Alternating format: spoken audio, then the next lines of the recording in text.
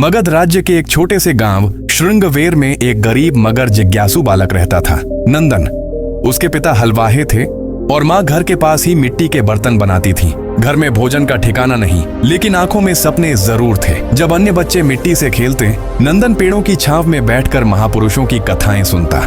उसे यह समझ आ गया था कि मनुष्य का भाग्य जन्म से नहीं, बुद्धि और पुरुषार्थ से बनता है। एक दिन गांव में एक साधु आया जिसने कहा, जिसे ज्ञान चाहिए वो तक्षशिला जाए। वहां चाणक्य स्वयं विद्यार्थियों को नीति, धर्म और राजनीति सिखाते हैं। नंदन का मन थरथराया। उसने उसी क्षण निर्णय लिया, मैं तक्षशिला जाऊंगा, चाहे कुछ भी हो जाए। तक्षशिला की राह आसान न थी। कई सौ कोस की दूरी, घने जंगल, लुटेरे, भूख और प्यास, पर नंदन चलता रहा। कई जगहों पर उसे अपमानित किया गया, गांव का गमवार समझकर, लेकिन हर अपमान उसके भीतर आग भरता रहा। तक्षशिला पहुंचने पर द्वारपाल ने उसका उपहास उड़ाया। यहाँ राजकुमार पढ़ते हैं, किसान का बेटा नहीं। पर तभी भीतर से एक गंभीर आवाज आई, हर आत्मा राजसी होती है अगर वह स्वयं को जान ले। यह थे आचार्य चाणक्य। उन्होंने नंदन की आंखों में जिज्ञासा देखी और कहा, यदि तुम चाणक्य की नीति पढ़ना चाहते हो तो पहले जीवन की परीक्षा पास करनी होगी। आज से तुम मेरी छाया में रहोगे, लेकिन छात्र नहीं, सेवक बनकर। नंदन ने बिना प्रश्न किए आदेश माना। वह आचार्य के घर का झाड़ू लगाता, लकड़ी काटता और अन्य छात्रों की चप्पलें भी साफ करता। लेकिन जब सब सो जाते तब वह चुपके से आचार्य की नीतियों को पढ़ता। चाणक्य ने उसे परखा, कभी अपमानित किया, कभी उपेक्षा की, कभी कठिन कार्य सौंपे। एक दिन उन्होंने नंदन से पूछा, अगर कोई तुम्हें अपशब्द कहे तो क्या करोगे? नंदन बोला, शब्द मुझे तब तक चोट नहीं पहुंचा सकते जब तक मैं उन्हें अपना नहीं मानता। चाणक्य मुस्कुराए। यही पहली नीति थी, आत्मसंयम की। एक दिन तक्षशिला में चोरी हुई। सभी छात्रों को शक की निगाह से देखा जाने लगा। चाणक्य ने सभी को एक एक कर बुलाया, नंदन को भी। जब नंदन भीतर गया, चाणक्य ने कुछ नहीं पूछा, बस एक प्रश्न दिया।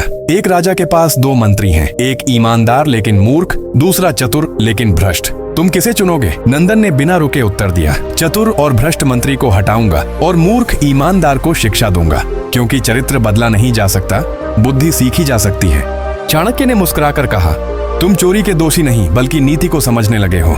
आगे बढ़ो, तुम्हारी अगली परीक्षा युद्ध भूमि होगी। अब नंदन को युद्ध नीति पढ़ाई जाने लगी। उसे सिखाया गया कि एक राजा तलवार से नहीं, सोच से जीतता है। युद्ध वही नहीं जो रणभूमि में हो, असली युद्ध मन, मोह, लालच और भ्रम से होता है। एक बार मगध राज्य पर शत्रु राज्य ने आक्रमण कर दिया। तक्षशिला संकट में थी। चाणक्य ने कहा, तुम्हें एक गुप्त मिशन पर जाना होगा, शत्रु की गुप्त योजना जानकर लानी होगी। नंदन गांव वाले बनकर गया और चतुराई से योजना निकाल लाया। इस कार्य से वह प्रसिद्ध हो गया, पर उसने सब श्रेय अपने गुरु को दिया। चाणक्य बोले, जो पुरुष सफलता का श्रेय स्वयं न लेकर गुरु और राष्ट्र को दे, वही सम्राट बनने योग्य है।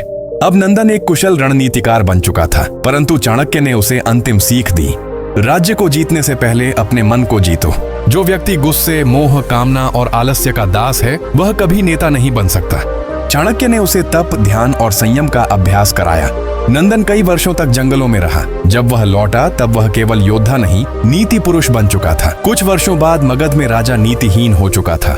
प्रजा दुखी थी। चाणक्य ने अवसर देखा। उन्होंने जनता से कहा, राजा वो होना चाहिए जो प्रजा के दुख से रोता है, न कि अपने लाभ के लिए शासन करता है। क्या तुम एक ऐसे राजा को चाहोगे? लाखों की भीड़ ने नंदन को राजा के रूप में स्वीकार किया। उसका राज्य नीति राज्य कहलाया, जहाँ दंड नहीं, धर्म शासन करता था, जहाँ कर नहीं, कर्तव्य शासन करता था, जहाँ राजा सिंहासन पर नहीं, जनता के मन में बैठा था। चाणक्य ने अंत में कहा, एक विचार, एक नीति और एक निश्चय एक साधारण व्यक्ति को सम्राट बना सकता है, लेकिन उस विचार में आग होनी चाहिए, नीति में निष्ठा और निश्चय में आत्मबल। चाणक्य की 5 अमर सीख इस कहानी से। 1. मन पर विजय ही सच्चा राज्य है। 2. बुद्धि से बड़ा कोई शस्त्र नहीं। 3. कर्म और चरित्र राजा बनाते हैं, वंश नहीं। 4. नीति वही जो जनहित में हो। 5. गुरु का सम्मान स्वयं की उन्नति है।